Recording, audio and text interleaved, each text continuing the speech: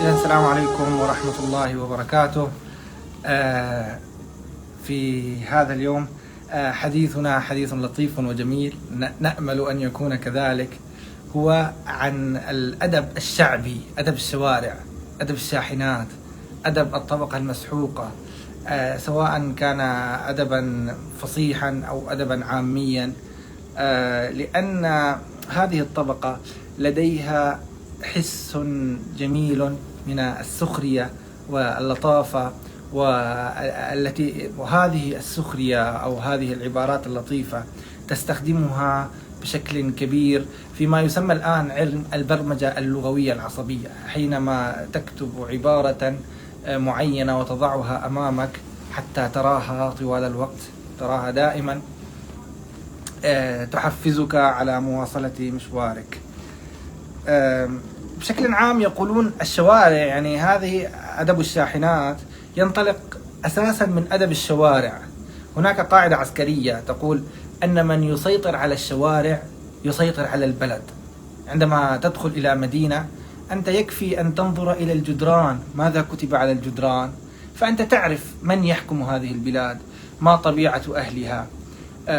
لا أقول دعايات التجارية وغيرها، وإنما من العبارات التي تكتب على الجدران من قبل العابثين، أو من قبل أصحاب، أو من قبل المراهقين، أو من قبل أصحاب البيوت. يعني وتعرف طبيعة الشعب وطبيعة الحكم. يعني حتى من النكات التي تروى أن هناك رجل أجنبي ذهب إلى سوريا فشاهد اسم الأسد في كل مكان، مدرسة الأسد، معهد الأسد، مكتبة الأسد. يقول لماذا هذا الأسد الأسد، كل شيء عندكم الأسد الأسد الأسد، لماذا تكتبون اسم هذا الحيوان في كل مكان؟ وهكذا. الحديثنا اليوم هو كان عن أدب الشاحنات. سائقو الشاحنات هم فرسان العصر الحديث، يعني أقول أنهم الفرسان المسافرون. هم يعادلون أولئك الذين كانوا يضربون في الفيافي في الأيام الغابرة، ويساهرون الذئب ويساهرون الضبع، ويتغنون بالغضا ويتغنون بالجمر، لأن أولئك أيضا يعني تقريبا هم هؤلاء هم أقرب من يشابههم، كانوا يسافرون لأيام طويلة، وهؤلاء أيضا يسافرون لأيام طويلة، خاصة الذين ينقلون البضائع من دولة إلى أخرى. أصحاب الشاحنات الكبيرة الذين ينقلون البضائع من مدن إلى مدينة إلى أخرى، من الموانئ إلى أماكن التصدير إلى الأسواق. ومعظم هؤلاء الأشخاص هم من الطبقة الفقيرة، من الطبقة الكادحة، وهم رغم قدراتهم الفذة وأجسامهم الضخمة، كلهم أصحاب أجسام ضخمة لأنهم اعتادوا على تحميل السيارات وعلى تفريغها، ومع ذلك لا يجدون يعني ما يكفيهم من المال. هم بحكم سفرهم وابتعادهم دائما في فراق طويل عن الأحبة، دائما بعيدين عن أهاليهم، دائما هم بعيدون عن من يحبونهم. فعندهم العبارات التي تكتب على الشاحنات تعكس دائما نفسية هؤلاء الناس، تعكس هواجسهم التي يسعون وراءها. فتراهم دائما يكتبون عن الوفاء، عن غدر الزمان، يكتبون عن خيانة الأصدقاء، يكتبون عن المحبوبة التي تركتهم وتزوجت سواهم، عن النصيب الذي لم ينالوه، يعزون أنفسهم. ترى العبارات المكتوبة على الشاحنات كلها من معظمها من هذا السياق. يعني وطبعا السيارات هذه أيضا تكون سيارات ضخمة وملونة ومزركشة. هي لماذا تزركش هكذا؟ لماذا تزركش الشاحنات ولا تزركش السيارات الشخصية مثلا؟ لأن السيارات الشخصية تستخدم داخل المدينة الواحدة، أما هذه الشاحنات الكبيرة تزركش وتزين وتلون وتدهن حتى لأنها تتنقل بين المدن، فهي تعكس يعني ثقافة البلد التي تنتمي إليه، تستعرض ثقافة المدن التي جاءت منها، فهي مثل معرض متنقل بزينتها، بعباراتها، بألوانها. عرفت كيف؟ بكل ما فيها.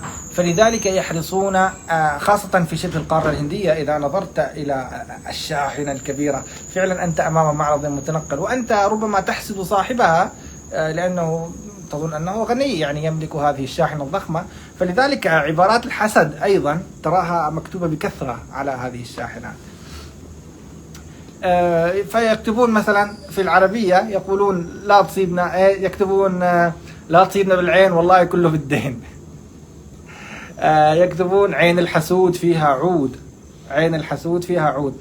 في الأردية في الباكستانيون يكتبون ديك مقر بيارسه، ديك مقر بيارسه، يعني انظر تفرج لكن صلي على النبي، تفرج وصلي على النبي، يعني تفرج بمحبة. ديك مقر بيارسه، عين الحسود فيها عود، لا تحسدنا، لا تصيبنا بالعين، كله بالدين. ها أو يدعون تيسير سفرهم، يقولون ماشية والرب راعيها. يقولون مثلا واثق الخطوة يمشي ملكا، وهذه طبعا من الأطلال التي كتبها إبراهيم ناجي وغنتها أم كلثوم، وأم كلثوم تغنيها بطريقة خاطئة، تغني واثق الخطوة يمشي ملكا. فترى يعني هم يفتخرون بأنفسهم بعضلات، لأنهم دائما أصحاب عضلات وأصحاب أجسام، فيقولون واثق الخطوة يمشي ملكا. تجد الوفاء فعلا يعني ظاهرة على هذه السيارات، كلهم يندبون الوفاء بحكم أنهم يبتعدون عن أهاليهم ويبتعدون عن محبوبيهم وعن أصدقائهم، فيشعرون أن أصدقائهم يخونونهم أو ينسونهم. فتجد مثلا السيارات الباكستانية يكتب عليها وفاكي تلاش، وفاكي تلاش، يعني الباحث عن الوفاء، أبحث عن الوفاء، يعني معنى أن الوفاء انتهى في الأرض. والعرب يكتبون أهل الوفاء ماتوا، أهل الوفاء ماتوا. وبعضهم يكتب مثلا من ظلم البشر عشقت السفر. يعني يحاول أن يبرر كثرة سفره أو يعزي نفسه. مثلا أو من عبارات التعزية التي تكتب على السيارات أيضا الصبر مفتاح الفرج. ويكتبون عن الغدر مثلا، يكتبون كلب صديق ولا صديق كلب، هذه موجودة بكثرة على الشاحنات العربية. أما الباكستانيون هناك عبارات لطيفة، وخاصة غدر المحبوبة، تجدهم يكتبون عبارات فعلا لطيفة جدا عن غدر المحبوبة. واحد كتب كان يكتب मेरे मजहब में शराब हराम है इसलिए तेज जुदाई में लस्सी पी रहा हूँ، يعني شرب الخمر في ديننا حرام لذلك أنا أشرب على فراقك شنينة. يعني هو يقصد أنه ليس مهتما أو أنه مبسوط، يعني سواء حضرتي أم غبتي فأنا مسرور وجالس أشرب شنينة. يعني لكن هذا يدعي التجلد، هو يدعي أنه ليس مهتما، وهو يقصد عكس ذلك، كما يعني بنفس الطريقة التي قال فيها الشنفرة أقيموا بني أمي صدور مطيكم فإني إلى قوم سواكم لأميل. من هؤلاء القوم الذين يميل إليهم الشنفرة؟ وليدونكم أهلون سيد عملس وأرقط زهلول وعرفاء جيئل. هل هو فعلا الشنفرة مبسوط مع الذئب والثعلب؟ وليس كذلك، لكنه يدعي التجلد، كما قال الأحيمر السعدي، والأحيمر السعدي عوى الذئب فاستأنست بالذئب إذ عوى وغرد إنسان فكدت أطير. وإني لأستحيي من الله أن أرى أجرر حبلا ليس فيه بعير. ويعني دائما هكذا يدعون أنهم أصدقاء، أنهم عشاق سفر، وهم طبعا يسعون وراء رزقهم. اللافت للنظر أنهم ليس هم من يكتبون هذا، وإنما الرسامون، ويفترض أنهم أدباء، يعني من يقترع أصحاب الخط الجميل لابد أن عندهم قدرا معينا من الثقافة. لكن أنا أستغرب يعني الشاحنات في سوريا خاصة ترطيرات صغيرة تجد كلها تدهين حلفاية، تدهين حمام، ومكتوب عليها رضاك يا أمي بالياء، ما يعني أن الكاتبين أيضا هم من نفس الطبقة. مثلا يقولون रोज से दोस्ती सफर है यारी देखे बियारी जिंदगी हमारी. أنا صديقي الطريق أنا عقدت صداقتي مع الطريق، وحبيبي السفر، يعني أنا خلاص أنا تخليت عن كل الناس. هو أيضا يتجلد، يدعي التجلد. وانظري يا محبوبتي فالحياة لنا. والعبارة الأشهر التي تكتب على الشاحنات العربية: وسأنكشك في منشور. هذا عبد الخالق صاحبه. في العبارة، أشهر عبارة تكتب على الشاحنات العربية: لا تلحقني مخطوبة، يعني لا تلحقني مخطوبة. نفس العبارة توجد على الشاحنات الباكستانية: بابلو يار تانج نكر، بابو يار تانج نكر، أنا حبيبة بابو لا تزعجني. نفس العبارة، يعني لا تلحقني مخطوبة. ها، أو يقولون، يكتبون جيو أور جينيدو، ها، يعني عيش وخلينا نعيش، اتركنا في حالنا. ومثلا يكتبون عن القدر البائس الذي وصلوا إليه: نصيب آبنا، كما نصيب آبنا يعني النصيب الذي لك ستأكله، النصيب سيصيبك. هذا أيضا من تعزية النفس، أنه مهما سعوا في هذه الدنيا لن ينالوا إلا ما كتب لهم. البيت الشعر: ها، اسعى سعي الوحوش، هذا مثل: اسعى سعي الوحوش غير نصيبك ما بتحوش. كما يقولون: على كف القدر نمشي وما ندري بالمكتوب. هذه أغنية وتكتب بكثرة أيضا على الشاحنات العربية. فتجد أن الشاحنات العربية تأخذ كثيرا من الأغاني الشعبية. لا تجد على الشاحنات مثلا عبارات قرآنية أو أحاديث شريفة أو أبيات شعر فصيحة، وإنما تكون أبيات شعر من الواردة في الأغاني الشعبية. يعني خاصة أن سائقي الشاحنات كلهم يتقنون العتابة، يتقنون إما نظم العتابة أو غناء العتابة، ويتحسرون في طرقهم الطويلة وفي سفرهم الطويل على نصيبهم البائس. وهم دائما، يعني السيارة هذه شاحنتهم تكون منزلهم، فيها منامهم. فعلا تجدهم حولوها إلى شقة كاملة فيها كل شيء، يطبخون فيها ويأكلون فيها، وعندهم يعني مطبخ متكامل، وعندهم فرش، وسبحان الله يعني تعايش، تجدهم تأقلموا حتى يعيشوا في هذا المكان. ولذلك يعني يشعرون أنهم لا يشعرون بالاستقرار أبدا. يعني يكتبون في العربية: حتى هدف حياتي طلع تسلل، يعني بكل ما سعى إليه فشل. من كثر همومي سقط العمومي. ركب صار يسوق السيارات العامة لكثرة ما أصابه من الهموم. ويعني من العبارات التي يكتبوها الباكستانيون يندبون فيها حظهم، يقولون: محبت نكر अमीरों से जो बर्बाद करते हैं محبت कर गरीबों से जो हमेशा याद करते हैं. لا تتزوجي ذلك الغني الذي يدمر مشاعرك ويدمر إحساسك، بل تزوجي الفقير الذي لا ينساك أبدا. يعني حتى لو كان سيسافر ويبتعد عنك لكنه سيظل يتذكرك. ويعني هم هكذا دائما مسكونين بهذا الهم، هم أن أصحابهم ينسونهم. إذا لقيت غراب أبيض تلاقي صاحب يتصاحب. نعم، الوفاء. يقول: نصورة بري نسيرة بري، برا वो जो है जिसकी नीयत बुरी. يعني لا، القبح ليس في قبح الصورة ولا في قبح السيرة، وإنما القبح هو قبح النية. مثلا هناك بعضهم ممن يئس من الحصول على فتاة تقبله، فكتبوا على سياراتهم إيش: دل براي فروخة قيمة إيك مسكراهت، قلبي للبيع، قلبي معروض للبيع وسعره ابتسامة واحدة. خذ هالعبارة: إذا ما نقد الخبز والملح لا تقعد تتسمم معي.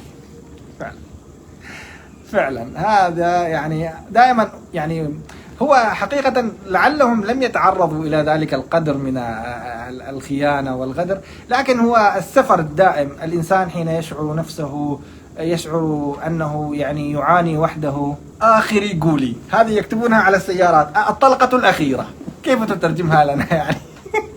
هذه لو قلتها هكذا لا تعني، لا تفهم. الطلقة الأخيرة يكتبون آخر قولي هكذا، زخمي برندا، الطائر الجريح. الطائر الجريح أيضا هذا من نوع من التظلم وشكوى الزمان، لكن آخر يقولي يكتبون الطلقة الأخيرة أنني الآن داخل أنا في محاولة انتحارية، إما أن أنتصر أو أموت، يعني مثل كما يشبهونها بإحراق السفن. طارق بن زياد: ड्राइवर की जिंदगी अजीब खेल है, मौत से बचने तो सेंट्रल जेल है. يقول هذا الأخ عبد الله التنولي كتب أن حياة السائق لعبة عجيبة، إذا نجا من الموت سيدخل السجن. ويكتبون أيضا من ناحية نجاة من الموت، يكتبون عبارات كثيرة عن الحوادث، يعني الاصطدام، يحذرون السيارات التي خلفهم، هذه تكتب على خلفية السيارة، الطبول الخلفي. يكتبون دائما عبارات تحذر السائقين الذين وراءهم من أن يتجاوزوا عليهم. فيقولون مثلا نكاح سبيل ملاقات حرام، ملاقات करना حرام है, निकाह سبيل ملاقات करना حرام है इसलिए दूर रहे. يعني الملامسة قبل الزواج أو الاجتماع قبل الزواج حرام، لذلك ابتعد عني. المقصود أنني يعني مثل لا تلحقني مخطوبة، لكن هنا المقصود أنك لا تصطدم معي، يعني اترك فاصلة ركي، يعني اترك فاصلة، اترك بيننا مسافة، لأن اللقاء بدون زواج حرام. هو يقصد يعني على طريقة المزاح. فاصلة ركي ورنا بياري وجايجي، يعني حافظ على مسافة أمان وإلا سأحبك. إلا سنقع في الحب. والاستقرار كما كنا نتحدث أن السائقين دائما هم في حركة دائبة من بلد إلى بلد، ومن ميناء إلى ميناء، ومن دولة إلى دولة، سائقي الشاحنات. فلذلك دائما يعني يبكون على أنفسهم وعلى عدم استقرارهم وعلى عدم إيجادهم لوطن. أنا رأيت عبارة الآن هذه كنا كتبناها يا أستاذ عبد الله التنولي، هي وقتنا एक बार بالدلهن بنادية. يعني هذا المثل الذي كتبه الأستاذ عبد الله يكتبونه أيضا على الشاحنات، أنني لم أرد أن أصبح عريسا أو عروسا مرة أخرى، ولكن الزمان هو الذي جعلني عروسا، يعني بعد الكبرى جبة حمراء. شوف هذا المثل يقول هناك عبارة يكتبونها زندگی में जब कहीं मुश्किल मकाम आया न ब्रेक निसाद दिया न कोई गैर काम आया. يعني عندما تتعرض لأي مشكلة في القيادة، لا الفرامل المكابح ستكبح معك ولا الجير سيستجيب. يعني أنت ستقع في الحادث، ستعمل حادث لأنه مقدر عليك. على كف القدر نمشي وما ندري بالمكتوب. يقول ना इंजन का सहारा ना कमाल ड्राइवर खुदा की सहारा जली जा रही है. يعني لا السائق جيد ولا المحرك يعمل، ولكن هذه السيارة تمشي برعاية الله، يعني بس ماشي عم تتسند. فن تزيين الشاحنات في شبه القارة الهندية خاصة هذا فن مستقل وفن مهم جدا. هو له أقسام خاصة في كل كلية فنون، تجد له قسم واسمه هذا الفن چمك بتي يسمونه، فن تزيين الشاحنات، من الشناشل والألوان والزينة والزخرفة، وكل قسم يعني كل مدينة كل منطقة لها زينة تختلف عن المدينة الأخرى. مثلا كانت في المحلات عندنا، يعني هذا أشهر أيضا، المحلات تكتب عبارات تناسب المهن التي يعملون فيها. تجد الطبيب مثلا كتب وإذا مرضت فهو يشفين، لكن هذا قد ينسحب إلى عبارات مضحكة. تجد السيارات العمومية اركبوا فيها بسم الله مجريها ومرساها، أو يا بني اركب معنا ولا تكن مع الكافرين، هذا مما لا يليق. تجد بعضهم كتب في محل، كانت محلات تصليح السيارات ومحلات تصليح الدراجات، يكتبون إن أريد إلا الإصلاح ما استطعت، ولكن هذه يعني عندما تم التنبيه عليها وأن هذه سخرية أصلا من القرآن. إصلاح، هذا الإصلاح هنا من قول سيدنا شعيب في الآية الكريمة في سورة هود. وهذه الآية لا يصح أن نستخدم إصلاح الأنبياء نقارنه بإصلاح السيارات، أو يكتب في محل تصليح في الورشات إن أريد إلى الإصلاح ما استطعت.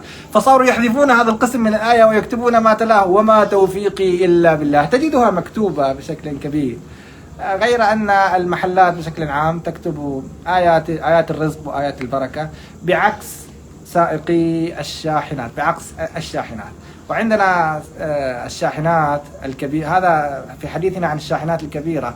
وعندنا أيضا يكتب على التطيرات الصغيرة، لكن هذه العبارات تكون دائما مائلة نحو السخرية والتهكم، بعكس الشاحنات الكبيرة التي تعبر تعبيرا دقيقا عن نفسية الشاعر العربي قديما الذي كان يسافر عبر الصحراء، فهو يعبر، سائق الشاحنة يعبر تعبيرا دقيقا عن نفسية امرؤ القيس حينما قال: بكى صاحبي لما رأى الدرب دونه، يا صاحبي يتقصيا نظريكما. هذا من شعر أبي تمام.